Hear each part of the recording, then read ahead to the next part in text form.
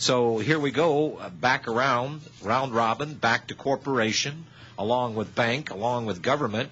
It's just one unholy trinity. It's not free market, laissez-faire, market demands versus anything else.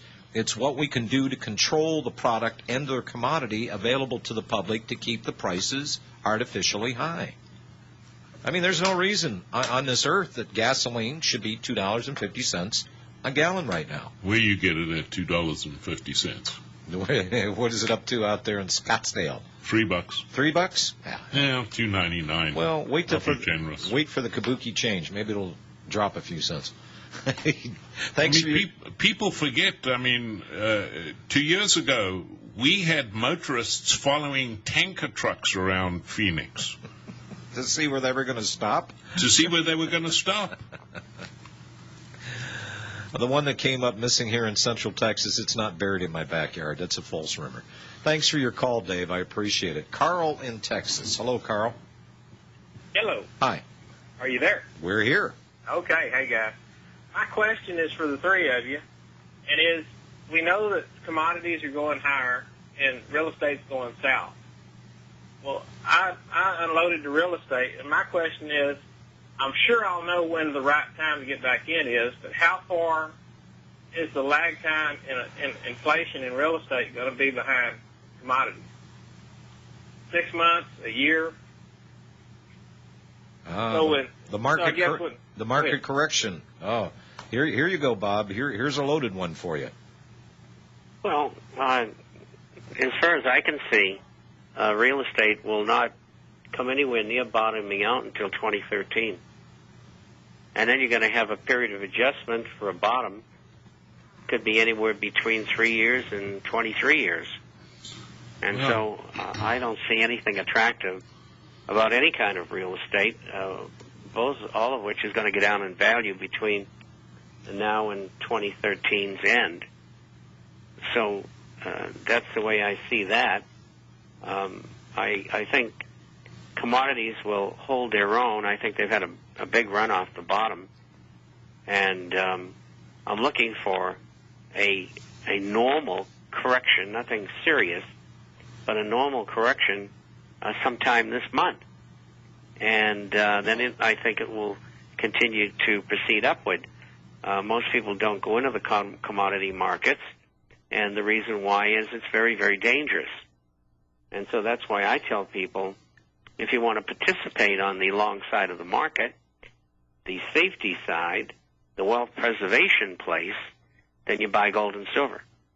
Because when that adjusts and it seeks its own level, that'll be just about the time, that real estate should be not bottoming out, but adjusting more in realistic terms. That bubble is popping, and it's not done yet. Not yet the time to buy real estate. That's what I'm getting from you, Bob.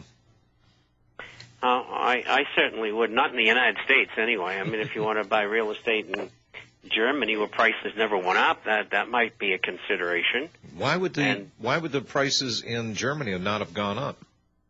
They just didn't. Really? So they didn't hop on the bandwagon of let's inflate everything, create a bubble, and watch it crash. In fact, they've come off maybe 10%. Mm-hmm.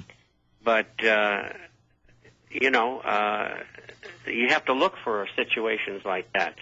The situation in Spain where they had this one, under the European Central Bank, one interest rate fits all, they in Ireland went crazy in real estate, and now the banks in Ireland are totally bankrupt, and the banks in Spain are bankrupt as well.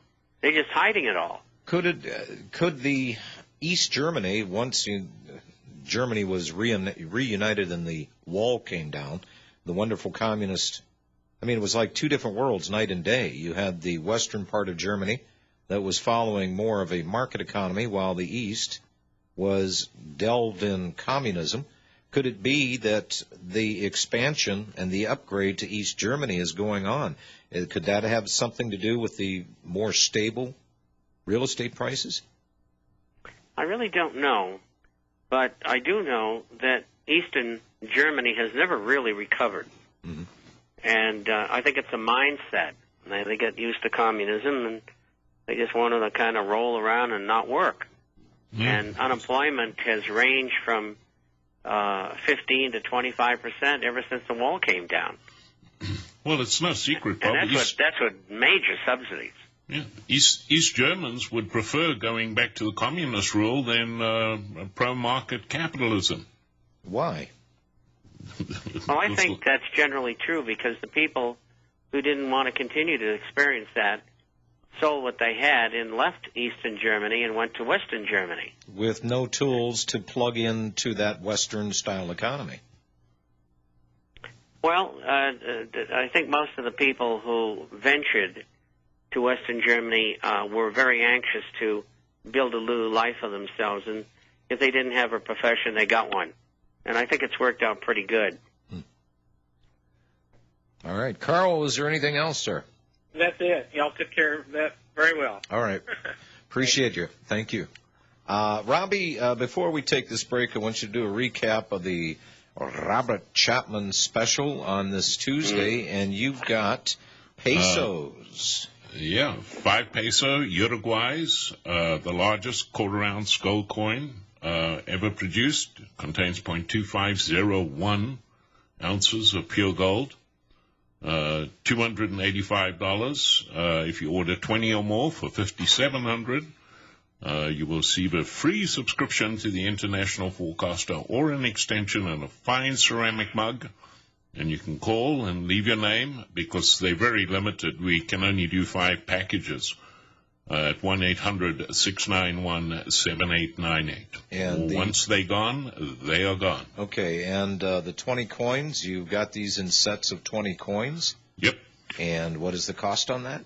$5,700.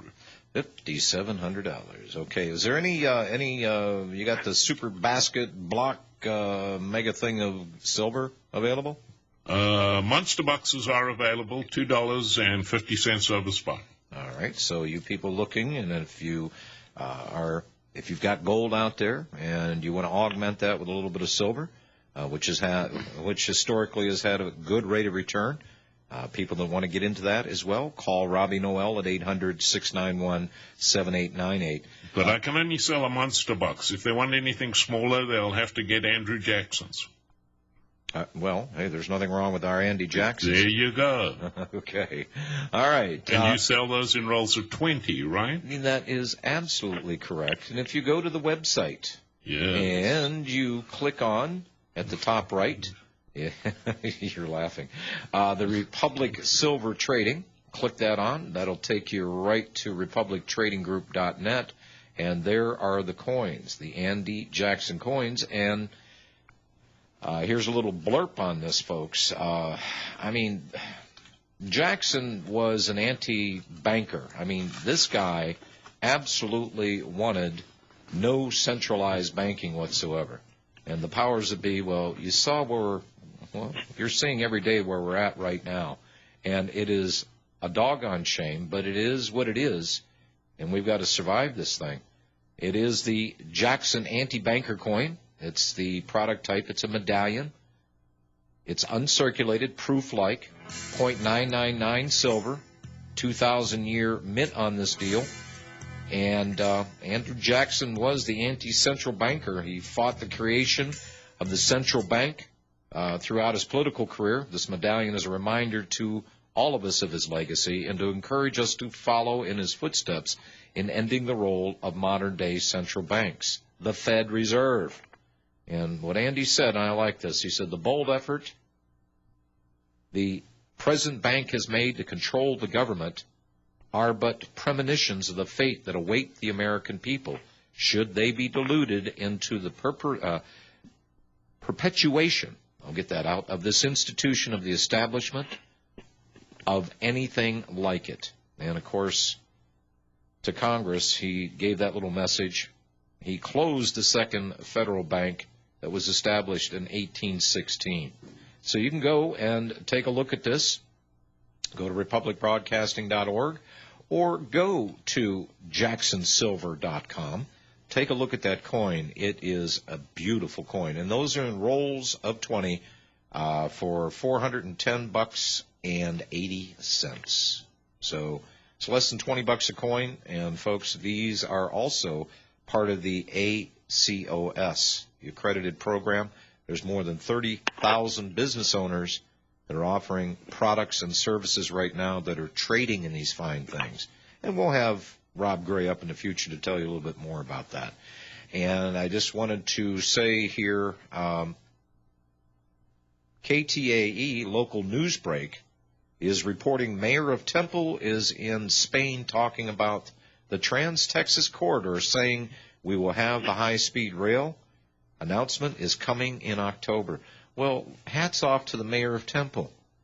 What a globalist kind of guy in there with the Trans-Texas Corridor, the rail shipping, the high-speed rails, and everything else. It is time for a change. Where did you get that information at?